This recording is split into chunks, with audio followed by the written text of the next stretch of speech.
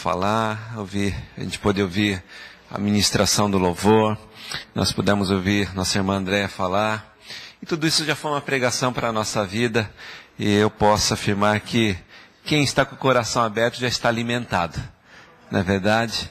Porque Deus tem falado aos nossos corações, e como é bom, amados, nós de forma humilde, simples, muitas vezes, nos assentarmos aos pés de Jesus e falar: Mestre, fala, que eu quero ouvir a tua voz. Fala-nos, que eu quero que a tua voz não somente venha ecoar na minha mente, mas no meu coração também. E isso se reflita na minha vida, no meu ser, nas minhas ações e reações. E eu creio de todo o meu coração que Deus está falando aqui neste lugar, porque Ele está presente aqui neste lugar. Amém? Você crê que Deus está aqui? Então eu creio que você pode afirmar para o teu irmão: que bom que você veio aqui. Diga para o teu irmão: que bom que você veio aqui. Que bom que estamos aqui. Não é verdade? E é bom que estamos aqui, porque não estamos sozinhos. Você não está na presença somente desse irmão tão abençoado, dessa irmã tão abençoada que está do teu lado, mas Deus está aqui conosco. Amém? Glórias a Deus. Eu sei que nós estamos em poucas pessoas, mas podemos nos alegrar, dar júbilo, entregar júbilos ao Senhor, porque Ele está aqui, não é verdade? E independente se nós estamos em meio a multidões, ou se nós estamos a sós com o Senhor, é você entender que a intensidade do amor de Deus por nós não muda. A intensidade e o anseio de Deus de manifestar coisas grandiosas e maravilhosas não muda. Nós vemos isso na conversa de Jesus com a mulher samaritana. Nós vemos isso quando Jesus se encontrava no meio de multidões e Ele, com anseio, não é, poderoso, Ele chegava e falava e ministrava, e a Bíblia diz que Deus manifestava coisas maravilhosas e gloriosas. Então nós podemos com alegria estar aqui hoje também, em nome de Jesus. Amém? Glórias a Deus. Nós tivemos ontem culto de estudo da palavra, ali na cozinha. Nós tivemos culto com os teenagers aqui. E eu tenho ministrado para as crianças, e amados, e tem sido uma experiência muito maravilhosa. Tem sido muito gostoso. E eu confesso para os irmãos que eu fico com o coração mais doki-doki quando eu vou ministrar para eles. Eu sei que ali estão sentados um grupo de meninos e meninas que tem toda uma vida pela frente. E eu fiquei muito feliz porque ontem, no decorrer da ministração, eu pude perceber olhinhos atentos, ouvidos abertos, corações abertos para o que nós estávamos falando. Isso me deixou muito feliz, muito contente. Eu sei que já vai se estendendo algum tempo que nós temos ministrado.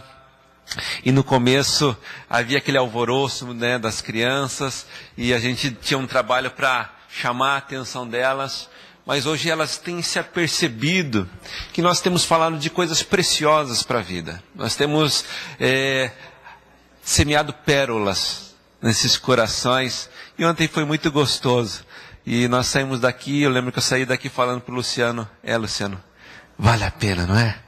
Você viu como as crianças estavam perceptivas, sensíveis à voz do Espírito. E a gente sabe quando o coração está aberto, né? Parece que você sente o barulho daquela terra seca recebendo a água. Eu sou do sítio, é um dos barulhos que eu recordo. Da água sendo absorvida pela terra. Quando meu pai, ele plantava tomate, nós fazíamos aquelas curvas de níveis para que a água pudesse, de forma nivelada, de forma igual, ela pudesse alcançar todos os pés de tomate. E uma das coisas que eu gostava muito era da primeira aguação. Era da primeira vez que se irrigava a terra. E eu me lembro que meu pai ia lá, havia uma canaleta muito grande, onde vinha água correndo. E meu pai ia colocando um saco ali que fechava a água, a canaleta, e a água entrava nessas curvas de nível. A água ia entrando pela terra. E nós ouvíamos aquele barulho da terra seca absorvendo, né, a água. O Hirata sabe o que é isso, ele já trabalhou também, já viu. Era tão gostoso, amados. Você dá até sede, né? Vou deixar eu tomar até um pouco de água.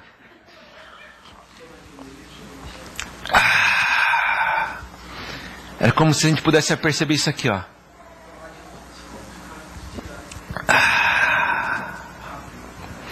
Coisa boa. E onde nós pudemos ver aqui, eu podia ver esse barulho santo das crianças ali absorvendo a água de Deus, a palavra de Deus. Amados, e vocês vão ver frutos, em nome de Jesus. Vocês vão ver frutos. Vão ver frutos. Nós vamos ter crianças, adolescentes se batizando, vocês vão ver. Convictas, certas de que é isso que eles querem. Porque é isso que a palavra de Deus produz num coração. Convicção, certeza, firmeza, força, em nome de Jesus. E é isso que deve estar produzindo em nós a cada dia. Amém? Glórias a Deus. Eu sei que eu vou pregar em cima da pregação, do que já foi falado, né? Porque nós já ouvimos tantas coisas boas, mas a gente não poderia sair daqui sem meditarmos um pouco mais na palavra de Deus. Então eu convido você a abrir a palavra no livro de 1 Crônicas, né? 1 Crônicas ali no capítulo 13. 1 Crônicas no capítulo 13. Nós vamos falar um pouco hoje sobre a presença de Deus. E a pergunta que eu faço para você desde o início: o que é que você tem feito da presença de Deus? O que você tem feito da presença de Deus? Você parou para pensar que você, pela sua fé, você pode transcender o que é natural e você pode crer que Deus está do lado, está aqui conosco. A Bíblia fala assim que onde estiverem 2 ou 3 pessoas reunidas no nome dEle, Jesus estaria lá. A Bíblia diz assim que Ele estaria conosco até a consumação dos séculos. Então eu convido a você a transcender pela fé aquilo que é natural. E você parar e pensar que do lado da Lena só está o irmão Antônio, que do lado do Hirata só está a Helena, que do lado da André só está o Hirata. Mas você entender que Jesus está do teu lado. E o que nós temos feito disso? Da presença de Deus. É algo que deve ser refletido e levado a sério. Porque, meus amados, quando nós entendemos a preciosidade do que é a presença de Deus, as coisas mudam. E Deus levanta homens e mulheres fortalecidos, firmados, que se tornam instrumentos para resplandecer a sua glória aqui nesta terra. E é anseio de Deus. Mas muitas vezes nós fazemos pouco caso desse tão rico tesouro que nós temos do nosso lado, no nosso coração. Mas quando um coração, simples e pequeno que seja, se abre para o que Deus tem para a sua vida, Deus começa a fazer uma grande obra. Deus começa a levantar ministérios. Deus começa a levantar lares. Deus começa a salvar vidas. Porque se compreendeu a preciosidade do que é a presença de Deus. Eu quero passar um vídeo. Matsubara-san, vou pedir ao nosso sonoplasta, Matsubara-san. Eu gostaria que você prestasse atenção nisso que você vai ver, né? Acho que seria bom tirar... Vamos puxar um pouquinho para lá, só para que todos possam ver. É algo bem simples. São poucos minutinhos, nós não vamos demorar nesse vídeo. É bem simples, mas eu gostaria que você prestasse atenção no que Deus faz quando alguém, um coração simples, abre-se para Deus, tá? Então eu gostaria que você prestasse atenção. O Luciano vai estar traduzindo para o japonês, tá? Arigato. Preste atenção, amém? Isso vai ser a introdução do que eu quero falar para vocês.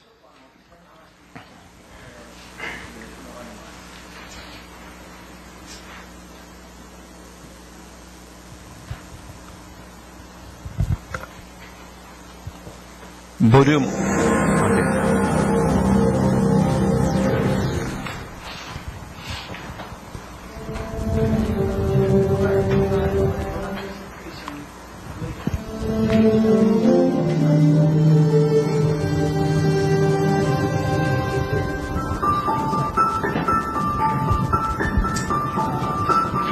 olhinhos atentos e o sorriso tímido escondem a dor.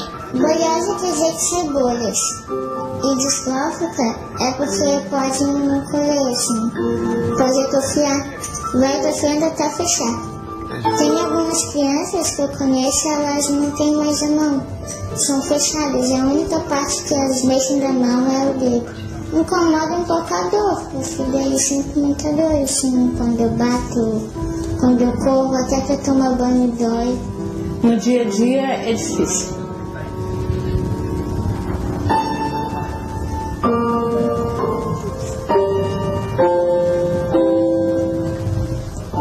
Para mim, o mais difícil é quando ela acorda de manhã e fala: mãe, essa noite eu não consegui dormir nada, porque eu senti muitas dores no meu sofrimento.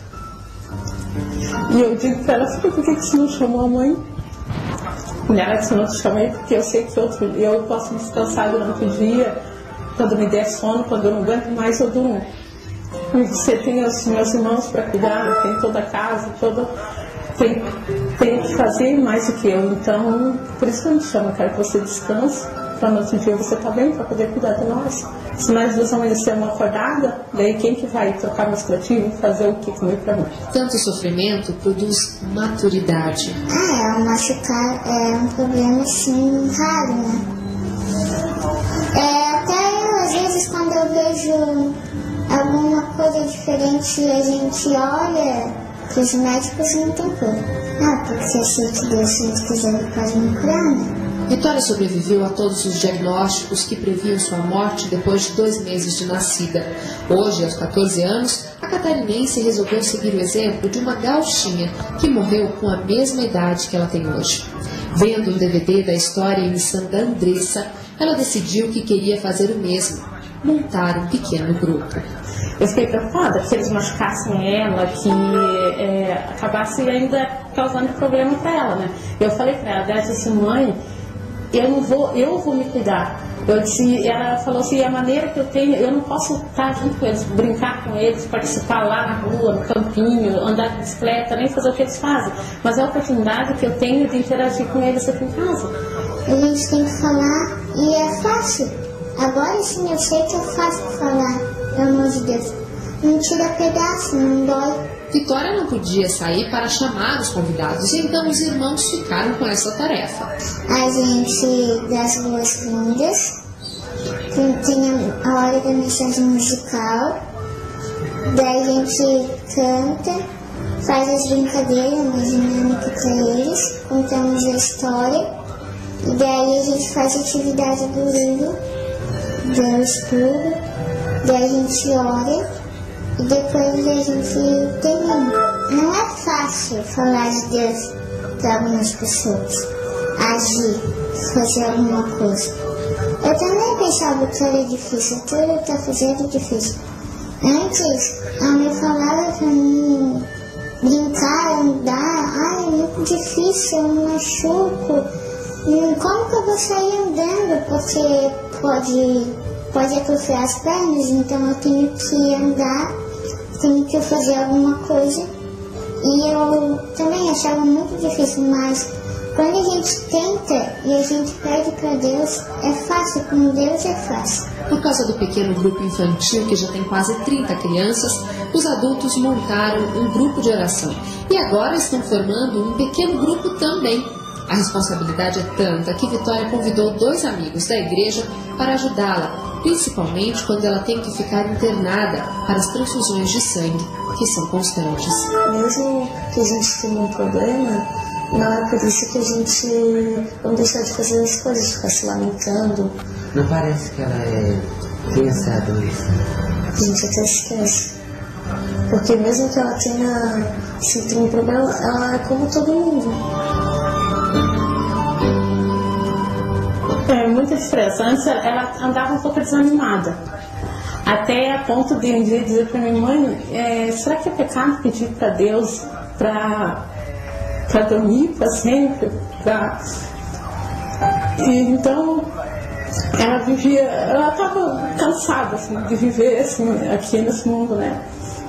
E depois que ela começou fazer esse pequeno grupo com as crianças, ela tem ano hoje, ela pede para Deus assim, que ela acorde outro dia viva. Deus não dá nada que a gente não possa suportar. Se cada um tem um problema, porque ele sabe que aquela pessoa pode suportar. Se eu tenho isso, eu sei que eu posso suportar com a ajuda dele. Orando, pedindo ajuda, pedindo forças para aguentar, eu sei que ele vai ajudar cada um. Como a doença é grave, o governo fornece os curativos importados que protegem a pele sensível de Vitória. Um alívio, mas nem tanto. Antes, quando ela não tinha esses curativos, isso era todos os dias. Foi 11 anos assim, acordando com a cama nas costas. A gente brinca, né? Que ela disse, mãe, antes desse curativo eu acordava com a cama grudada na cama, né? Era com os lençóis grudados, a roupa grudada, ia para baixo do chuveiro para molhar até tirar tudo. Hoje em dia ela tem os curativos.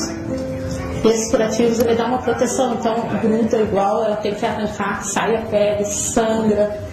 Ela fica de molho na banheira e depois vai tirando, daí amolece, dói menos.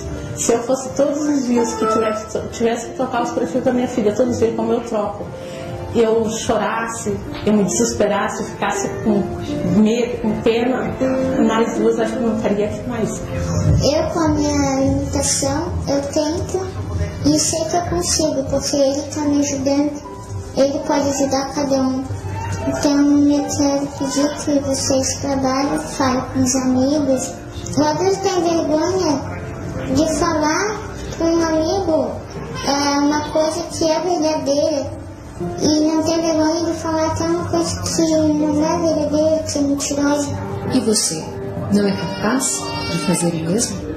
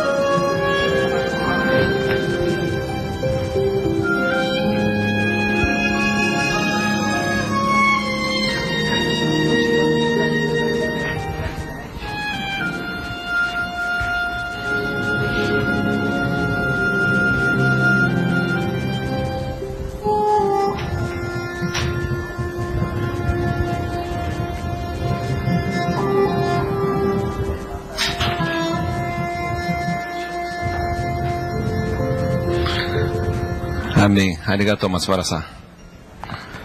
Amém? E o que nós temos feito de Deus, né? O que nós temos feito dessa presença de Deus na nossa vida? Nós vamos ler um texto, capítulo 13 de Crônicas. 1 Crônicas, no capítulo 13. Nós vamos ler um versículo, no versículo 14. Diz assim: assim ficou a arca de Deus com a família de Obed-Edom, 3 meses em sua casa, e o Senhor abençoou a casa de Obed-Edom e tudo o que ele tinha. Assim ficou a arca de Deus com a família de Obed-Edom, 3 meses em sua casa, e o Senhor abençoou a casa de Obed-Edom e tudo que ele tinha. Feche os teus olhos, vamos orar. Pai querido e santo, nós te louvamos e te agradecemos. Sei que tu estás aqui em nosso meio. Sei que tu estás presente. Eu sei que tu tens, ó Deus, uma obra a realizar aqui em nossas vidas e corações. Que teu Espírito Santo, Senhor, nos ajude, ó Deus, em nome de Jesus, que faça a obra, ó Deus, que te apraza aqui hoje, Deus, em nome de Jesus. Nos rendemos aos teus pés, reconhecemos a nossa pequenez, a nossa necessidade, ó Deus, de ouvirmos a tua voz, a tua palavra. Ah, Deus, fala conosco, Pai, em nome de Jesus, Senhor. Te louvamos e te agradecemos, ó Pai. Amém. Amados, a arca que nós vemos chegando aqui na casa de Obed-Edom. Essa arca, ela tinha um valor simbólico para Israel muito grande. A arca, ela simbolizava a presença de Deus. Na verdade, você vê isso quando Deus estabelece que o povo deveria construir um tabernáculo. Não é? E você vê ali no livro de Êxodo e nos livros seguintes que a arca seria a representação da presença de Deus no meio do povo de Israel. Não é verdade? Nós vemos de forma bem clara. E se você for ver, você começa a ler ali no livro de 1 Samuel, no capítulo, nos primeiros capítulos, a partir do capítulo 4, você pode ver que a arca permaneceu em Israel até o momento em que o povo de Israel, ele se vê corrompido diante de Deus. Os filhos do profeta Eli, né, eles são homens corrompidos, perversos, iníquos. E chega um momento em que o texto diz que os filisteus, né, os arqui-inimigos do povo de Deus, vêm contra Israel. E o que eles fazem então? Hofni e Finéias, que eram filhos do sacerdote Eli, eles vão lá e correm para então o templo, o tabernáculo, e eles pegam ali a arca e levam para o meio do combate. Estava havendo uma batalha entre filisteus e israelitas, e eles levam então a arca, né, da aliança para o meio da guerra, e a Bíblia diz assim que nessa batalha Israel foi derrotado. Muitos morreram na batalha. Muitos morreram no combate, incluindo Hofni e Finéias, que eram filhos do sacerdote Eli, tá? E a Bíblia nos diz assim que nessa batalha a arca, ela foi tomada do povo de Israel. Ela foi levada pelos filisteus para a sua nação. E a Bíblia nos diz assim que ela vai parar, então, ali no templo de Dagom, que era um deus pagão, né? Um centro de idolatria, ali na Filístia. E a Bíblia diz assim que a presença da arca de Deus cria alguns incômodos, tá? No meio dos filisteus, a tal ponto em que eles falam, não queremos esta arca aqui em nosso meio. E eles então mandam a arca para fora do seu arraial, e a arca chega na região de Bet-Semes. E a Bíblia diz que eles acolhem a arca, e a Bíblia diz também que chega um momento em que os moradores de Bet-Semes, eles ousam olhar para o que havia na arca, para o que estava na arca. E a Bíblia diz assim que muitos morreram devido a esta ousadia, a essa presunção. Vocês lembram que, né, nos livros anteriores Deus havia falado que ninguém poderia olhar para a arca. Se isso acontecesse, as pessoas morreriam. E a Bíblia nos diz assim que os moradores de Bet-Semes, eles ficam então chateados, não é, com esse acontecimento. E a arca então ela é levada para um lugar chamado Kiriat Jearim. Kiriat Jearim, para a casa de um homem chamado Abinadab. É ordenado que Abinadab abrisse as portas da sua casa, e a Bíblia diz que a arca ficou por muitos anos na casa de Abinadab. E você vai vendo a história, você vê que se levanta então o reinado de Saul, e Saul não faz muito caso da presença da arca em Israel. Passam-se os tempos, até então que Saul, ele é morto em uma batalha, e o povo de Israel então finalmente declara o rei Davi rei de Israel, né? Seu monarca ali para reinar toda a Israel. E Davi, nós sabemos que era um homem segundo o coração de Deus. Davi era um homem dado ao serviço de Deus. Nós vemos dois grandes feitos de Davi na história. Você pode ver toda a história do reinado de Davi, e você vai ver que Davi, ele fez de Israel uma nação forte, respeitada diante de todas as nações. O segundo feito de Davi é que ele estabelece em Jerusalém um centro de adoração. Faz com que o povo de Israel se volte para o Senhor, e ali em Jerusalém, então, ele constitui ali o centro da adoração que era antes em Siló. Você pode ver no tempo do sacerdote Eli. E quando Davi, constituído rei, ele fala assim: vamos trazer a arca, que simbolizava a presença de Deus, tá? Para Israel. A Bíblia diz assim que ele leva ali o carro, os bois, para que a arca fosse trazida. Em determinado momento da viagem, há um balanço e parece que a arca vai cair.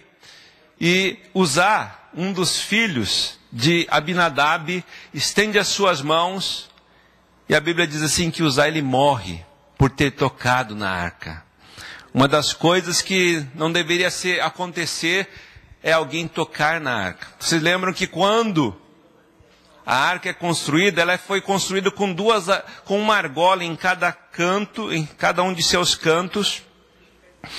E a ordem de Deus era que, quando a arca fosse transportada, era que colocasse uma vara, uma madeira, por dentro dessas hastes, e os levitas deveriam transportar a arca. Então Davi, ele faz tudo errado. Ele manda, quem sabe, o melhor carro de boi, os melhores bois para transportar, e Uzá faz mais errado ainda. Ele vai lá e toca na arca de Deus. Coisa que Deus falou: não toquem na arca. Quem tocar morrerá. E é isso que acontece. É interessante que em todo esse percurso da arca você vê uma diversidade de situações que ocorrem com a presença da arca, com a presença de Deus. E quando nós chegamos nesse texto que nós acabamos de ler, no versículo 14, ocorre algo, vamos dizer assim, diante dos acontecimentos que nós vimos aqui, algo inusitado. A Bíblia fala assim que, chegando a arca na casa de Obed-Edom, ela ficou 3 meses. E Deus abençoou a casa de Obed-Edom e tudo quanto ele tinha. Esse texto é muito forte, fala assim: o Senhor abençoou a casa de Obed-Edom e tudo quanto ele tinha. A arca ficou no meio dos filisteus, tiveram problemas. A arca esteve em Bet-Semes, tiveram problemas. A arca ficou na casa de Abinadab, não se ouve comentários. Dá a impressão que nada ocorreu na casa de Abinadab. Mas quando chega na casa de Obed-Edom, a arca faz com que haja mudança na casa de Obed-Edom. A arca traz mudança, a presença de Deus traz grandes mudanças, que nós podemos entender que a casa, ela foi transformada em sua totalidade, em tudo quanto ela tinha, em tudo quanto eles eram. O que nos faz entender e ver, amados, que é muito forte essa questão de você entender a sua responsabilidade diante daquilo que você tem, que é a presença de Deus. A presença de Jesus. Você parou para pensar que quando você levantou as suas mãos e falou assim: eu vou ser um cristão, eu quero aceitar a Jesus como Senhor e Salvador da minha vida, o Espírito Santo de Deus veio habitar em você. Você é templo do Espírito Santo de Deus. Deus habita em você. Você parou para pensar que Jesus falou que estaria com você todos os dias, até a consumação dos séculos? Não tem lugar que você vá que Jesus não vá. Ele está ao teu lado. Ao teu lado. Mas o que nós temos feito disso? Porque a Bíblia diz assim que quando você realmente entende a sua responsabilidade, e você aceita isso de uma forma correta, séria, né? A sua vida ela é mudada, o seu lar é mudado, as situações são mudadas, as condições são mudadas, porque é isso que acontece quando Deus entra em uma situação. Quando Deus entra, algo tem que mudar. Algo tem que mudar. Deve haver transformação. E é interessante nós olharmos para a palavra de Deus, e você vai lá no texto, por exemplo, do autor aos Hebreus, no capítulo 9, e você começa a ver um pouquinho sobre a arca, e você vai ver que a arca era uma caixa, não é? Mais ou menos de 1,25 m de comprimento, 75 mais ou menos de largura e 75 de altura. Ela era revestida de ouro para o lado de fora e pelo lado de dentro. E a sua tampa, não é? Na sua tampa também revestida de ouro, havia ali 2 querubins, chamado de propiciatório. E dentro da arca, segundo o autor aos Hebreus, o que havia lá era o quê? As tábuas da lei, um vaso, um pote de ouro contendo um maná. Lembra o maná que alimentou o povo de Israel?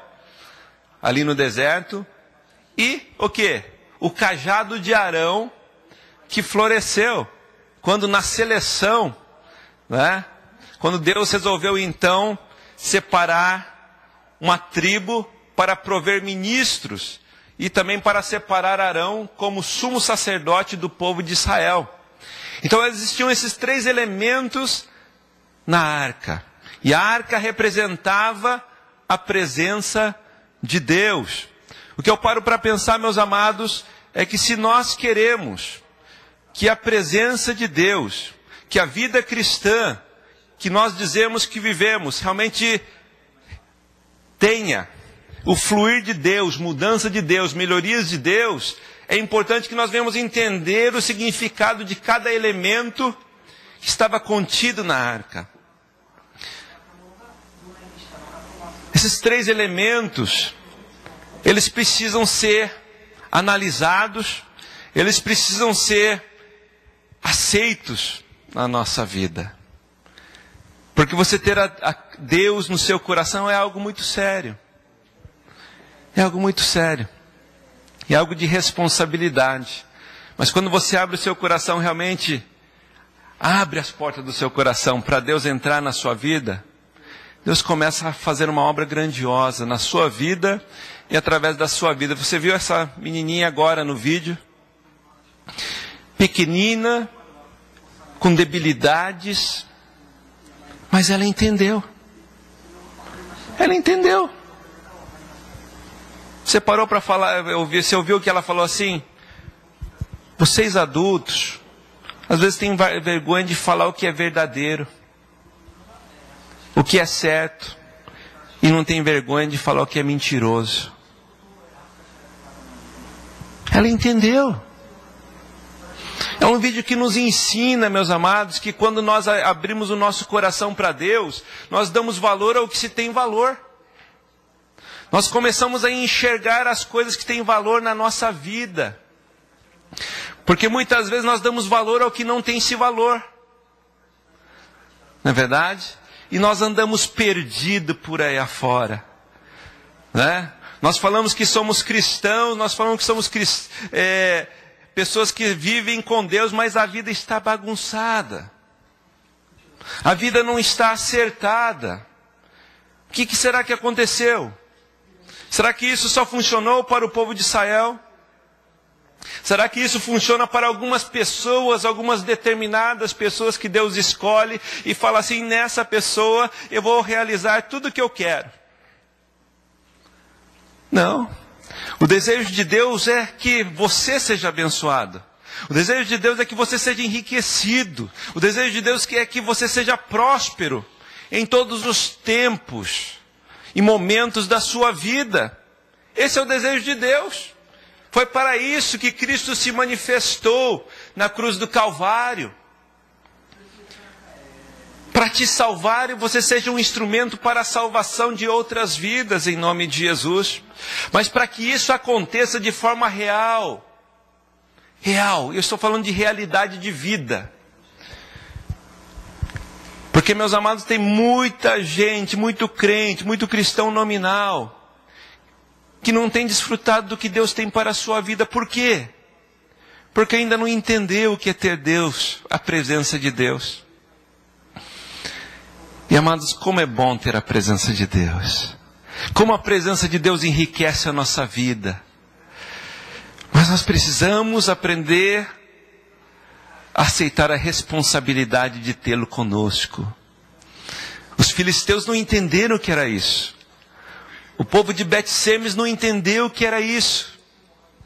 Penso eu que Abinadab não entendeu a completude, a plenitude do que era ter a presença de Deus. Mas Obed-Edom, ele entendeu. E o que aconteceu? A casa de Obed-Edom e tudo que ele tinha prosperou. Foi para frente, mudou, frutificou, se multiplicou, melhorou. E por que nós não vemos isso na vida de muitos cristãos hoje?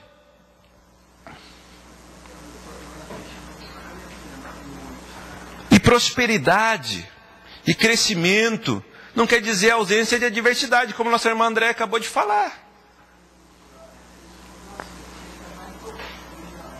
Lembra daquele texto lá de 2 Coríntios, no capítulo 6? Paulo fala assim, como que pobre, mas enriquecendo a muitos. Como entristecidos, mas sempre alegres. O cristão, ele tem uma riqueza que transcende aquilo que você pode pensar em riqueza para a vida. Ele tem uma riqueza maior. A riqueza do reino de Deus. Mas por que muitas pessoas não têm experimentado isso? Às vezes dá a impressão que você lê a palavra e você fala assim, nossa, Deus predestinou essa pessoa a ser feliz. Deus predestinou Obed-Edom. Você vê que ele aparece nesse contexto de história e ele já está sendo abençoado. Não, Deus predestinou Obed-Edom para ser abençoado.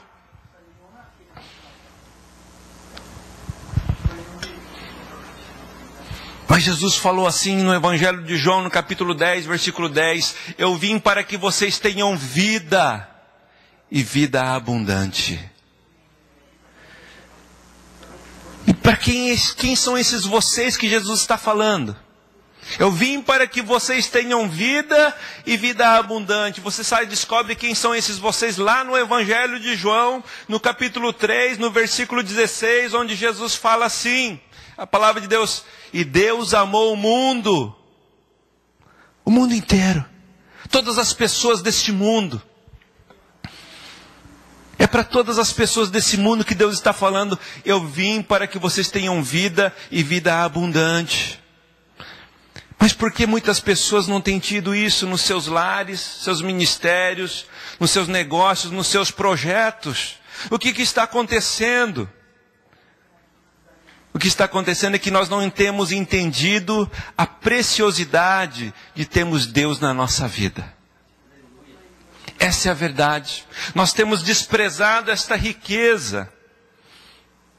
Nós não temos sabido lidar com essa preciosidade, com este tesouro. E isso muitas vezes tem feito com que a nossa vida seja um transtorno.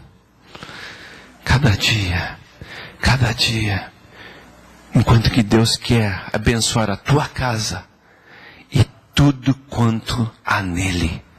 Em nome de Jesus. Mas analisemos um pouquinho esses 3 elementos que estão na arca. O primeiro elemento que nós falamos é a lei, a tábua do testemunho que Deus deu para Moisés ali. O que significava e simbolizava a lei? A lei simbolizava a vontade de Deus para o seu povo. A vontade de Deus para o seu povo. O que eu entendo, meus amados, que se nós queremos experimentar do que Deus tem para a nossa vida, nós devemos ter a nossa vida conciliada com a vontade de Deus. Você aceitar a Jesus na sua vida significa você aceitar a responsabilidade de viver conciliado com a vontade de Deus. O que a Bíblia nos diz assim? Que Deus, através de Cristo, nos reconciliou com Ele. E reconciliar-nos com o Senhor significa nos reconciliarmos com a vontade dEle.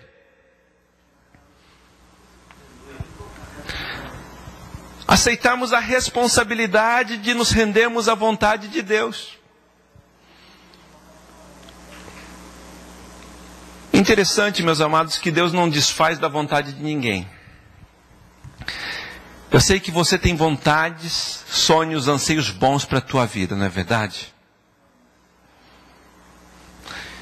Eu creio que ninguém cresce pensando assim, eu vou ser o maior erro da humanidade.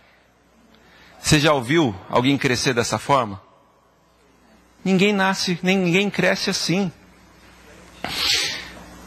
Eu vou ser a pior pessoa deste mundo. Não, você tem anseios bons, não é verdade? Quando crianças olham para o papai e para a mamãe, eu vou ser igual ao papai, eu vou ser igual a mamãe.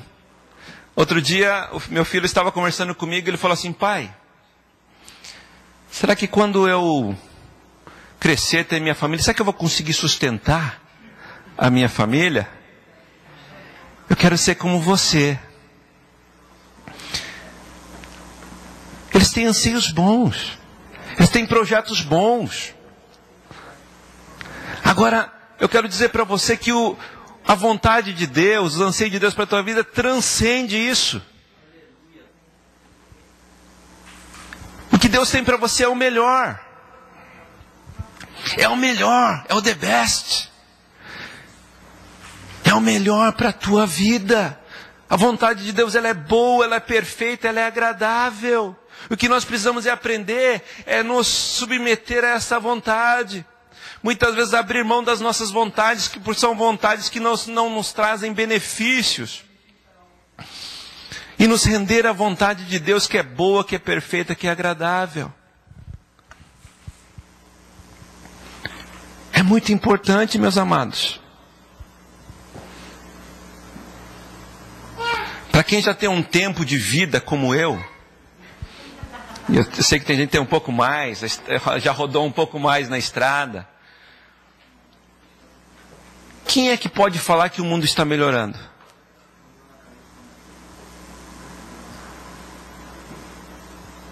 Levante alguém para dizer que o mundo está melhor cada dia. Não, pastor, mas nós temos a ONU ela está trabalhando, né? E nós temos rumado para que nós venhamos a ter uma paz mundial. Vocês têm acompanhado as notícias sobre a Síria? A Rússia já se posicionou, não vamos fazer nada contra a Síria. Pode parar. Para com graça. E as outras nações estão ali, estão alvoroçadas, porque o ditador da Rússia da Síria está matando pessoas lá, civis. Que paz é essa? O mundo está pisando em cascas de ovos. Nós não sabemos. O mundo vai de mal a pior. Valores vão se perdendo. Não é verdade? Nós estamos vivendo num mundo difícil. Por quê? Porque o homem tem tentado viver a sua vida conforme a sua vontade.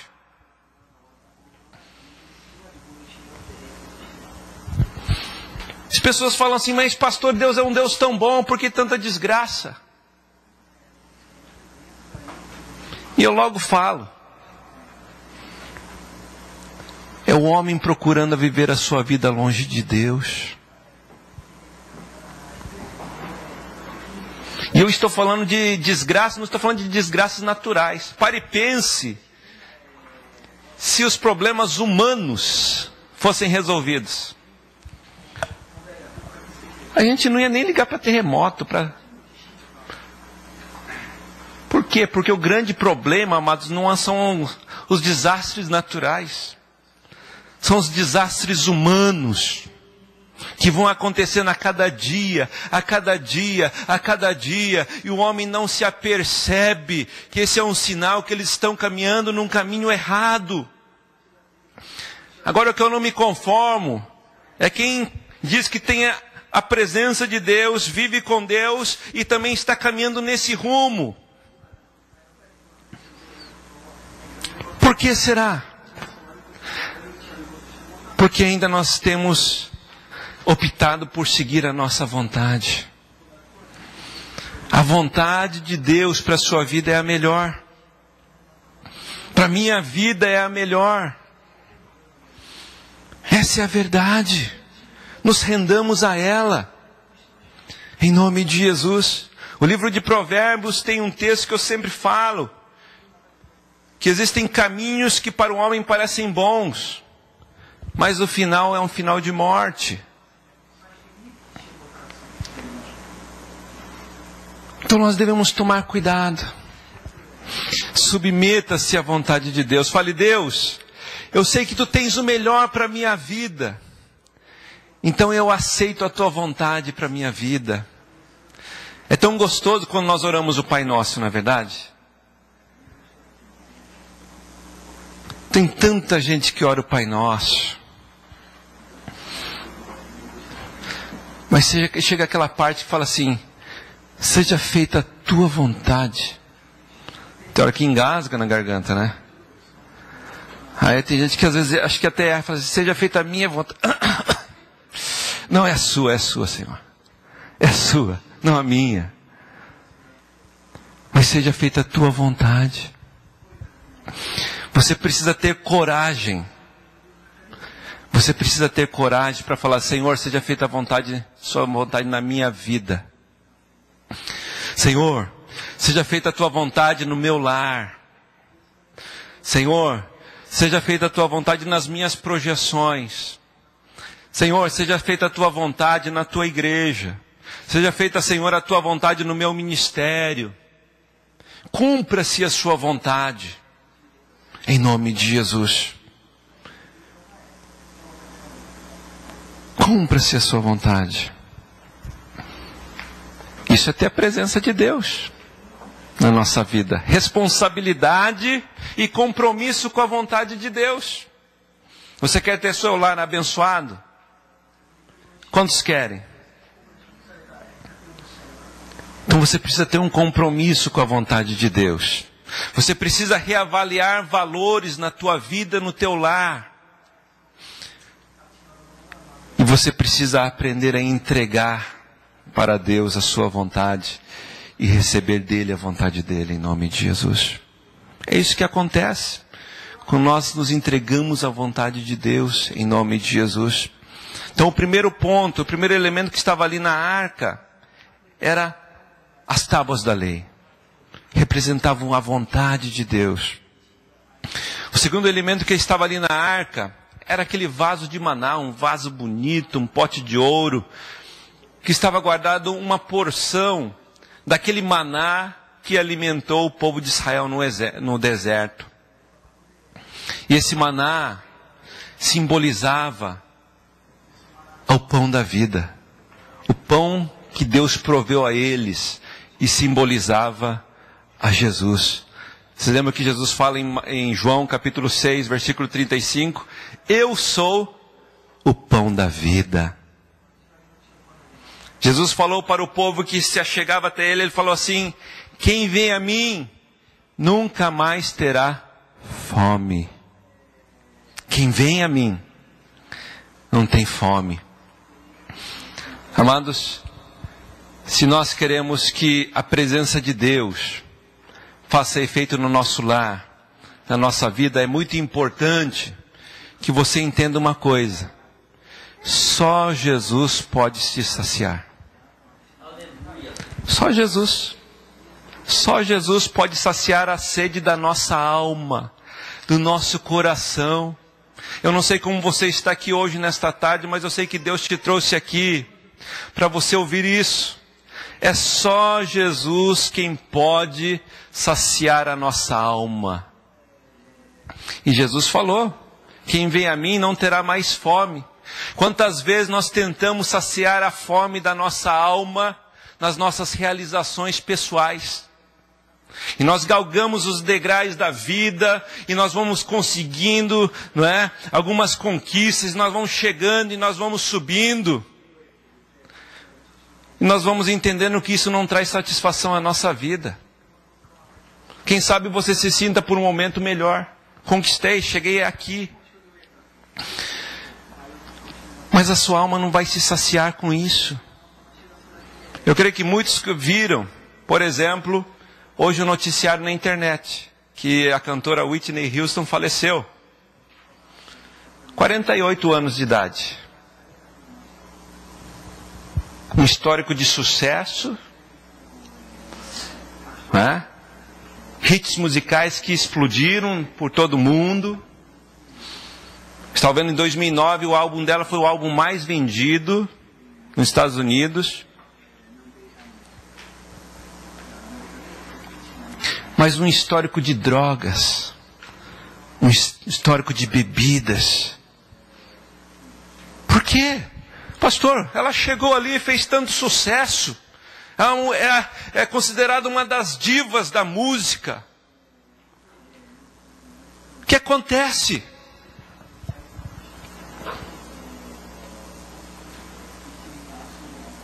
Todas as conquistas pessoais que a gente possa ter nesse mundo não podem saciar a sede da tua alma. Jesus pode. Jesus pode. Muitas vezes nós vamos buscar nos relacionamentos. Não é verdade? Quem sabe se eu criar mais um ciclo de amigos, eu vou me sentir melhor. Não é verdade? Não, quem sabe eu vou fazer um Facebook e vou ter milhares de amigos. Coisa maravilhosa. Amigos virtuais, né? Embora os perfis sejam todos mentirosos, serão meus amigos. E isso vai me trazer uma satisfação na minha alma, uma alegria para a minha alma. Só que quando eu desligo o computador, parece que aquele vazio que estava em mim continua no vazio.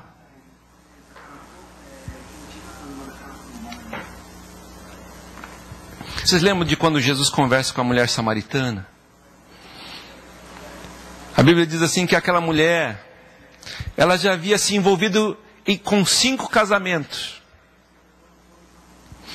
E conversando com Jesus, ela fala para Jesus. E Jesus fala assim, é verdade, nem esse que está com você agora é seu marido também.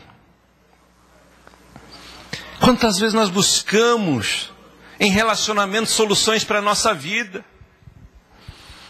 Não, quando eu casar com aquele homem, meu Deus, a minha vida vai mudar. Quando eu casar com aquela mulher, a minha vida vai mudar. Você pode estar do lado da pessoa mais maravilhosa deste mundo. Ele por si próprio não pode satisfazer a tua alma. Só Jesus pode saciar a alma, a sede da alma. Quem sabe você fale assim, pastor, mas é o seguinte, estou trabalhando bastante, eu tenho uns objetivos, olha, eu tenho em vista um trabalho, vai entrar muito ocanê na minha conta, né? Eu já vi, eu dei olhando umas casas novas, já vi carro, e está tudo engatilhado. Dinheiro vai me satisfazer a alma. Por engano. Por engano. Por engano. Você lembra de Zaqueu? Zaqueu era um homem rico, com muito dinheiro. Você pode ver lá em Lucas capítulo 19. Com muito dinheiro, mas com um grande vazio na alma. Porque dinheiro não completa a alma de ninguém. Dinheiro não se compra felicidade. Com dinheiro você compra uma boa mansão. Não estou dizendo que isso seja ruim, não. Se você comprar uma mansão e dar para o pastor, eu fico feliz. Porque a mansão é boa. Agora eu estou falando do erro de você dar ao dinheiro um valor que ele não tem. De dar ao dinheiro um poder que ele não tem, que é te fazer feliz, realizado, satisfeito. Por que nós vemos muitos magnatas cheios de dinheiro se matando por aí afora? Brigando aí afora? Porque dinheiro não traz satisfação à alma. A alma do ser humano só é satisfeita, só é completa quando o ser humano ele entende: Deus está comigo. Deus me completa, Deus preenche o vazio que há em mim. Essa é a verdade. Entenda isso, somente Deus pode fazer isso na nossa vida. Somente Ele pode realmente trazer para os nossos corações a paz, o sossego e a esperança. Quem sabe você muitas vezes aplica isso na religião, como muitos têm feito. Eu vejo isso no movimento no Brasil. Nós vemos um movimento pelo mundo afora. As pessoas elas têm que se afiliar a alguma religião. Não, pastor, eu tenho que ser, eu me lembro, antes de ser cristão, a pessoa falava assim: não, pelo menos de vez em quando a gente tem que ir na missa para dar um sossego para a alma, Pelo menos no final de ano, antes de virar o ano.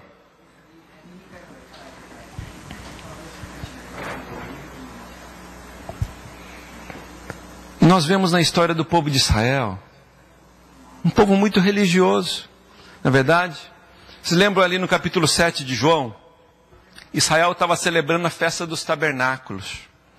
Uma festa religiosa, tradicional. Era uma festa que o povo de Israel relembrava quando Deus havia os libertado do Egito e os fez peregrinar rumo à terra de Canaã, não é?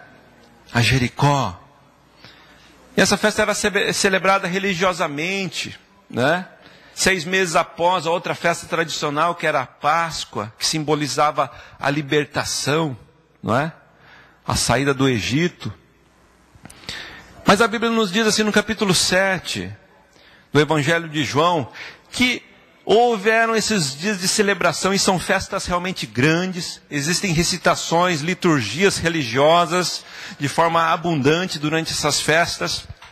Mas a Bíblia diz assim que no último dia da festa, Jesus se levantou e falou assim: aquele que tem sede, venha a mim e beba. E quem crer em mim, como diz as Escrituras, fluirão dele rio de águas vivas.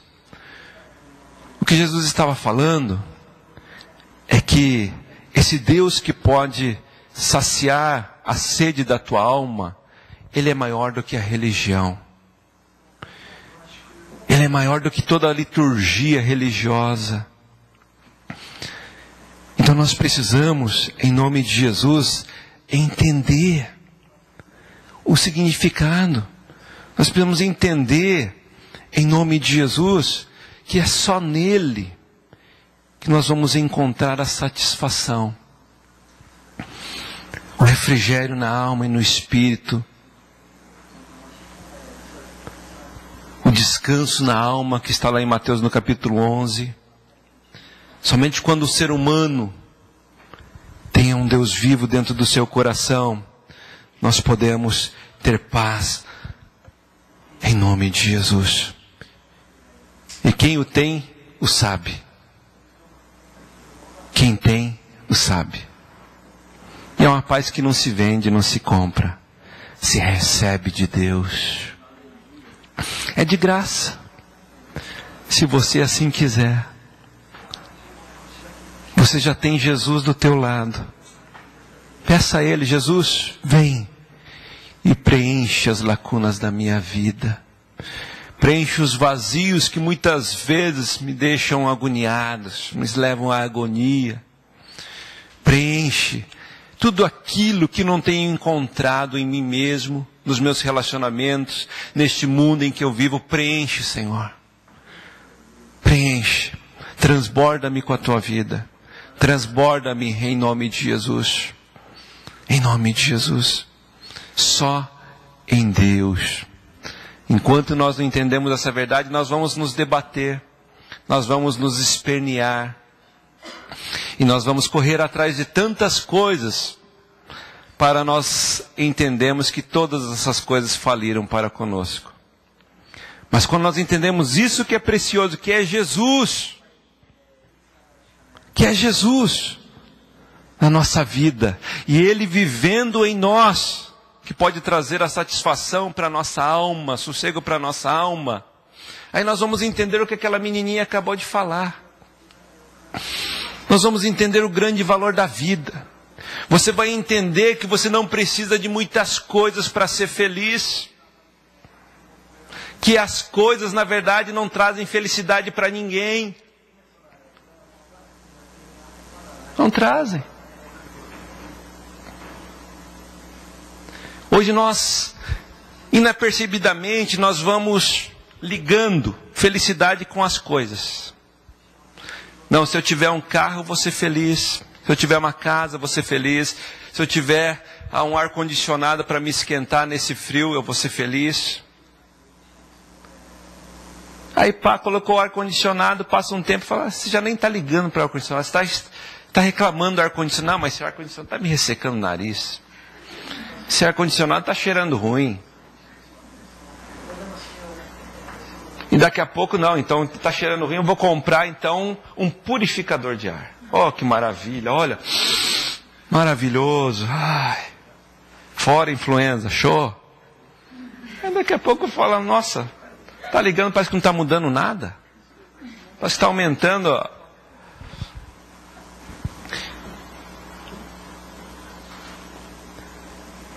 Será que nós não poderíamos parar e pensar? Será que Deus restringiria a felicidade somente para os países ricos? Eu digo para você, tem muita gente morando em situações muito precárias, que são muito mais felizes do que pessoas que estão cheias de dinheiro por aí afora.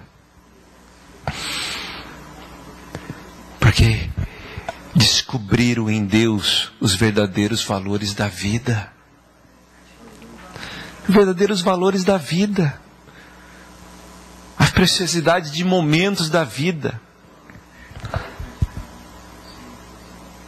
Muitas vezes nós deixamos passar. Por exemplo, como é precioso estar aqui. Não é verdade? Você parou para pensar? Você está no Japão, né? Você que é japonês está no Japão também. Mas não deixa de ser um momento precioso onde você está do lado de pessoas, não é?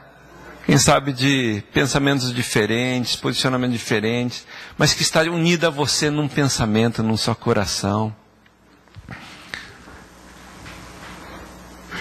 São valores que muitas vezes a gente nem se apercebe, riquezas, que a gente vai descobrindo quando Deus preenche todo o vazio da nossa alma. Aí você começa a ver a beleza nas coisas. A sua forma de ver é diferente. É como minha esposa acabou de falar. A sua forma de ver a vida faz a tua vida. A sua visão sobre a vida faz a sua vida ser diferente. Então isso é muito importante. Não é? Como é precioso estar aqui com vocês. Como é precioso estar com Cristo. Agora, amados, só Ele. Só Ele. E se você buscar a Ele, se você ir a Ele, Ele não vai te despedir com fome. Fale, Jesus, tira todo o vazio da minha alma, do meu coração, do meu ser. Jesus, tira todo o caos que possa estar instaurado, instalado no meu lar. Jesus, muda a realidade do meu coração. A realidade que só eu conheço. Só eu conheço. A pessoa que está do teu lado, por mais íntima que seja de você, não conhece o que você tem no coração. Agora Deus conhece. Deus conhece. E Ele quer preencher, Ele quer transbordar a sua vida em paz, em alegria. E o terceiro elemento que tínhamos ali dentro daquela arca era o cajado de Arão, que floresceu. Se lembram ali em Números 17, quando Deus resolve então estabelecer ali o sacerdócio, não é? E Ele escolhe então, através de um milagre, manifestando seu poder, a tribo de Levi, para prover ministros para servirem ao Senhor, e então nomeia, através desse ato milagroso, Arão como sumo sacerdote de todo o povo de Israel. Então por que esse cajado, não é, que floresceu? Como que floresceu? Quem conhece a história bíblica sabe. Moisés chegou e falou assim: olha, é o seguinte, cada um dos maiorais das tribos traga um cajado, uma vara, e escreva o nome. E nós vamos colocar esse cajado diante da arca do testemunho. Elas vão ficar ali, e acontecerá que o cajado que vier a florescer, esse será então a tribo que proverá ministros para serviço ao Senhor, e também nós saberemos quem será então o sumo sacerdote, que será o nosso intercessor, então, diante do Senhor. E a Bíblia diz assim, que foram colocados os cajados diante da arca, e no dia seguinte, averigou-se que então o cajado de Arão havia florescido, e haviam, então, se não me engano, amêndoas ali. Então, dessa forma, a tribo de Levi foi escolhida para prover ministros para serviço ao Senhor, e Arão foi escolhido então como sumo sacerdote, aquele que intercederia por si próprio, não é? E por todo o povo. Mas a presença desse elemento dentro da arca nos faz recordar do poder de Deus. Do poder de Deus. Poder de Deus. Porque muitas vezes, amados, nós temos muitas vezes uma visão de Deus, de um Deus inoperante, de um Deus limitado, de um Deus que perdeu o poder. Dá a impressão que você lê a palavra de Deus e você fica nostálgico. Puxa vida, Deus abriu o mar e fez o povo passar em seco. Puxa vida, Deus fez brotar água da rocha e saciou a sede do povo. Olha, Deus fez com que chovesse pão do céu, o maná. Deus fez com que as codornices viessem e trouxesse o saciar da fome para o povo de Israel. Nós olhamos para o Novo Testamento e nós vemos um Jesus que transforma água em vinho. Nós vemos um Jesus que multiplica os pães. Nós vemos um Jesus que caminha por sobre as águas. Nós vemos um Jesus que sarou leprosos. Nós vemos Jesus que restaurou vidas, curou o cego, curou o mudo. E nós ficamos saudosos. E nós esquecemos, amados, que esse mesmo Deus que está presente do nosso lado, Ele tem todo o poder.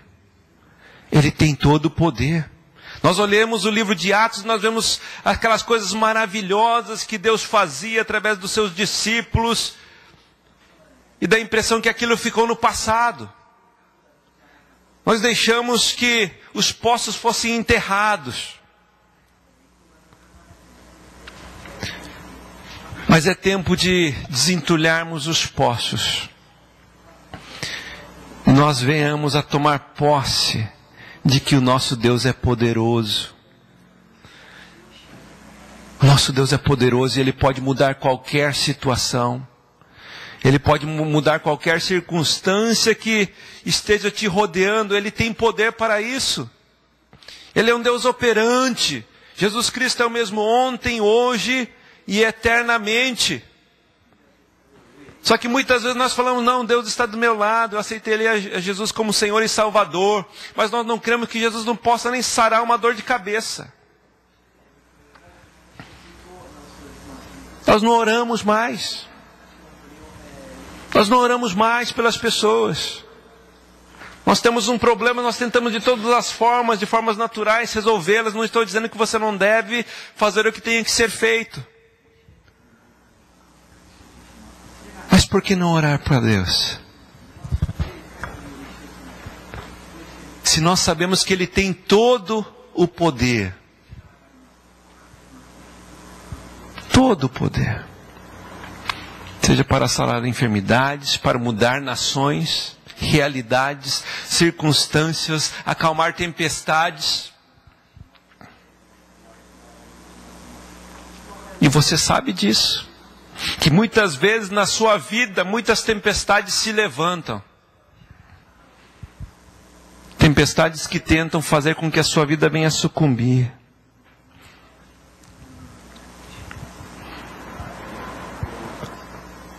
Mas Jesus continua tendo poder para falar, aquieta-te, aquieta-te, haja paz, haja bonança em nome de Jesus. Vem uma circunstância no teu lar e você aceita como normal. Clame a Deus, fala, Deus, eu não aceito isso. Eu quero é vida e vida abundante. E começa a profetizar em nome de Jesus. Circunstâncias no teu trabalho, profetiza em nome de Jesus. Nas mais diversas situações, em nome de Jesus, recorra a Deus. Vocês lembram dos discípulos ali naquele barco que estava se afundando no meio do mar? E quando o barco já está quase indo a pique, os discípulos vão lá e falam assim, Jesus, será que o Senhor não se importa que nós estamos perecendo?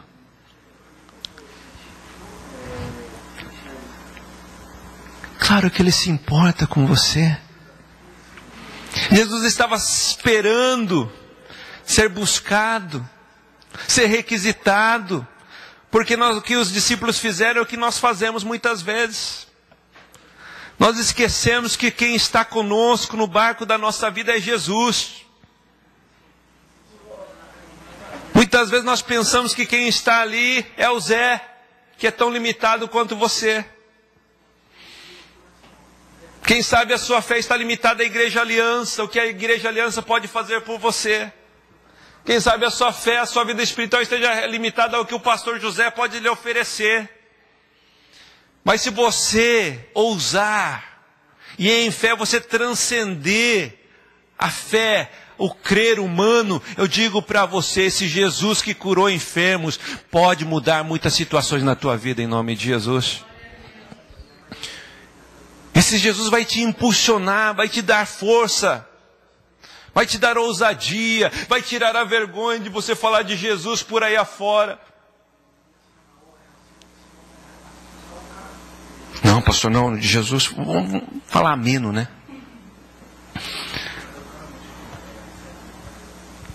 Em nome de Jesus. É o que a menininha acabou de falar, falamos tantas besteiras. Temos vergonha muitas vezes de falar do que é certo, do que é bom, do que é santo, do que é eterno, em nome de Jesus. Só que nós temos essa ousadia quando nós entendemos que o nosso Deus é um Deus de poder. É um Deus que venceu o pecado. É um Deus que nem a morte pôde segurar Ele. A Bíblia diz que Jesus Cristo foi crucificado, entregou seu espírito. A Bíblia diz assim que José de Arimateia foi lá, pediu o corpo de Jesus, colocou em uma tumba.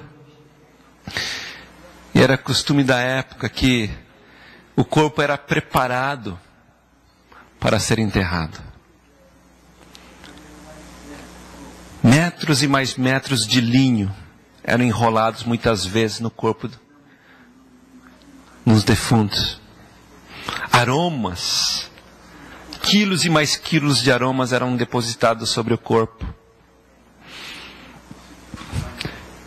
A história diz que uma pedra de mais de uma tonelada, muitas vezes era colocada à porta do túmulo. Mas louvado seja o Senhor, porque ao terceiro dia, nem todo esse linho, nem todos esses quilos de aromas, nem essa pedra de uma tonelada pôde deter o seu Jesus. E hoje Ele está vivo.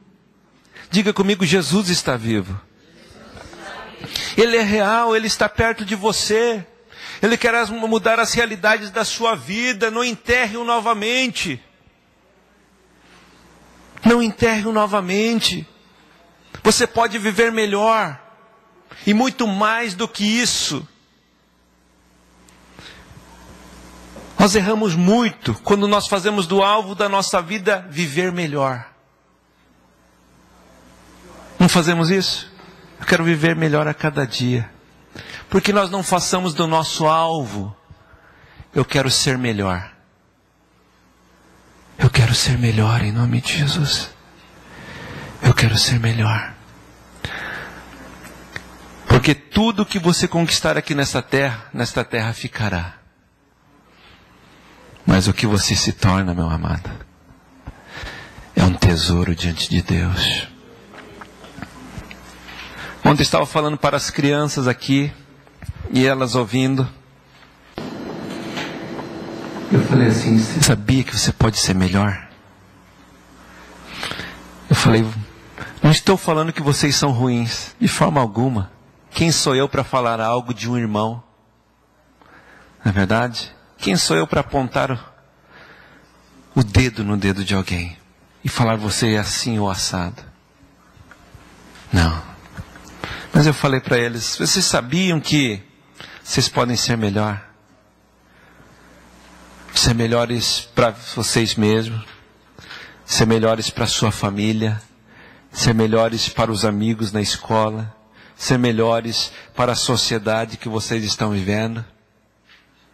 Se vocês quiserem, Cristo, Jesus Cristo vai ajudar você a ser melhor a cada dia. É só você abrir o seu coração para Ele, e Ele vai começar.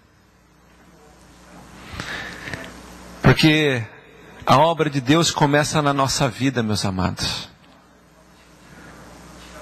A obra de Deus começa na nossa vida, dentro do nosso coração, dentro de nós. Aí sim, nós vamos mostrar Jesus para outras vidas, em nome de Jesus.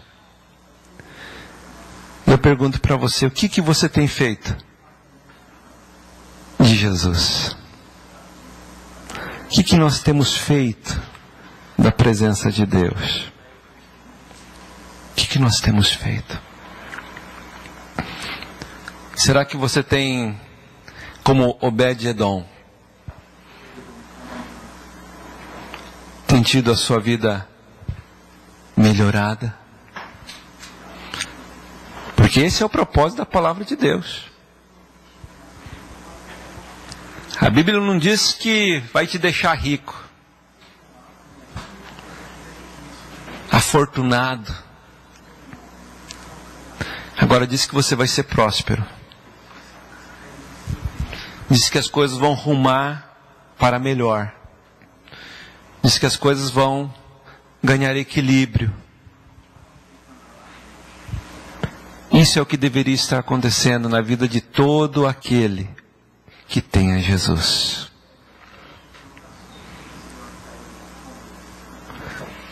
A história de Obed-Edom não deveria ser algo contemplado como algo que ser exclusivo, algo maravilhoso, enquanto que isso é para todos nós. É para todos nós. Para cada lar aqui representado, para cada vida aqui neste lugar, em nome de Jesus. Vamos fechar os nossos olhos. Eu gostaria de fazer uma oração em nome de Jesus.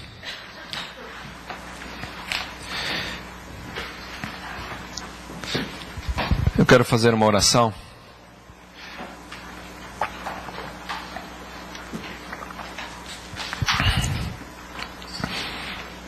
Você pode estar aqui e fazer pouco caso de Deus. Você pode estar aqui e nem ligar para a conversa que nós tivemos aqui hoje. Como muitas pessoas, elas não se aperceberam da preciosidade, da riqueza que é viver com Deus. Ah, meus amados, como Deus mudou minha vida, o meu coração. Eu posso dizer a vocês como eu tenho paz no meu coração. Paz. Paz. Será que você tem desfrutado disso no teu lar, na tua vida? Eu não conheço teu coração, mas existe um Jesus que conhece o teu coração. Ele conhece o íntimo do teu ser. Ele conhece os cantos mais profundos da tua alma. Ele conhece de realidades da sua vida que só você conhece. Ele conhece. Quem sabe a realidade da sua vida seja uma realidade conturbada, difícil, adverso, agoniante, angustiante. Mas Deus me trouxe aqui nesta tarde para falar assim, que Ele quer mudar esta realidade. Que é anseio de Deus mudar realidades. Que é anseio de Deus curar aquele que está enfermo. Que é anseio de Deus dar paz àquele que não tem. Que é anseio de Deus a dar alegria àquele que tem jazido em tristezas. É desejo de Deus lhe tirar da depressão. É desejo de Deus mudar a história do teu lar, mudar a história do teu ser, em nome de Jesus. Mas será que você quer? Se você quer, basta você dizer: Deus, Jesus, eu sei que a tua vontade é melhor para a minha vida. Eu me rendo à tua vontade. Jesus, eu sei que tu és aquele quem pode saciar a sede da humanidade. O homem tem buscado em tantas coisas. O homem tem buscado em conhecimento. O homem tem buscado em realizações. O homem tem buscado em descobertas. Mas a maior descoberta que um homem pode ter é que Jesus pode saciar a sede da sua alma, a fome da sua alma. Só Ele, só Ele, só Ele, e mais ninguém, e mais nada. Ele pode trazer paz a um coração conturbado. Ele pode trazer alegria em meio à tristeza. Ele pode fazer brilhar luz em meio às trevas. Ele pode trazer esperança àquele que não tem mais esperança, porque Ele é a nova e viva esperança. Quem sabe a sua vida esteja rodeada de situações adversas, situações impossíveis que você olhando, você fala: Jesus, não dá. Agora eu quero desafiar você em nome de Jesus a crer no Deus que tem todo o poder. E eu sei que Ele pode mudar realidades que vão além das suas capacidades, do que você possa crer, pensar, ou ansiar, ou fazer por você próprio. Quem sabe uma situação de enfermidade, quem sabe uma situação de relacionamento, quem sabe uma situação dentro de você própria que você tem lutado para se ver livre. Deus está falando: eu estou batendo a porta. Se você abrir, como Obed-Edom abriu o seu lar para a minha presença real, poderosa, eu vou transformar, eu vou mudar, eu vou trazer segurança, eu vou trazer esperança, eu vou trazer uma nova perspectiva, eu vou trazer ousadia, em nome de Jesus. Oremos ao Senhor. Pai querido e santo, nós te louvamos e te agradecemos, Senhor, pela tua fidelidade, pelo teu amor. Deus, muito obrigado, Jesus. Obrigado, Deus, porque sabemos que tu és um Deus que se apequenou em busca de nós. O Deus que criou céus e terra e sustenta todas as coisas, se apequenou no tamanho de uma arca, para que o homem pudesse se relacionar contigo. O Deus que criou todo este universo e sustenta o cosmos pelo poder da palavra, nasceu em uma manjedoura, se fez fraco para se relacionar conosco. Deus, obrigado, Jesus, porque tu pagaste o preço para que pudéssemos ter a sua presença aqui hoje de novo. Que nós não venhamos desprezar isso, esta riqueza. Ah, Deus, não. Que nós venhamos dar valor ao que se tem valor. Senhor, eu sei que tu estás aqui. Eu sei que tu tens sido companheiro dos teus filhos. Mas queremos reconhecer isso. Queremos reconhecer, Pai. Queremos reconhecer, aceitar, assumir a responsabilidade disso a cada dia em nossas vidas. Porque assim, meus amados, em nome de Jesus, o teu lar vai experimentar o que Obed-Edom experimentou. A tua casa e tudo quanto você tem, Deus fará prosperar em nome de Jesus. Em nome de Jesus, você não está sozinho. Se entregue nas mãos de Deus. Se entregue nos braços de Deus. Deixe Ele cuidar da tua vida. Quem sabe você está fatigado. Quem sabe você está cansada, minha irmã. Deus está falando. Se entrega nos meus braços hoje. Deixa que eu conduza a tua vida. Deixa que eu te mostre qual é o caminho. Deixa que eu venha preencher aquilo que você não conseguiu. Eu tenho todo o poder. Eu tenho todo o poder. Em nome de Jesus. Em nome de Jesus. Em nome de Jesus. Amém. Amém. Aleluia. Glórias a Deus. Amados, vamos aprender com isso. Vamos reconhecer a cada dia o grande privilégio que nós temos da parte de Deus, de termos a presença de Deus ao nosso lado, em nossos corações, em nome de Jesus. Amém? Glórias a Deus.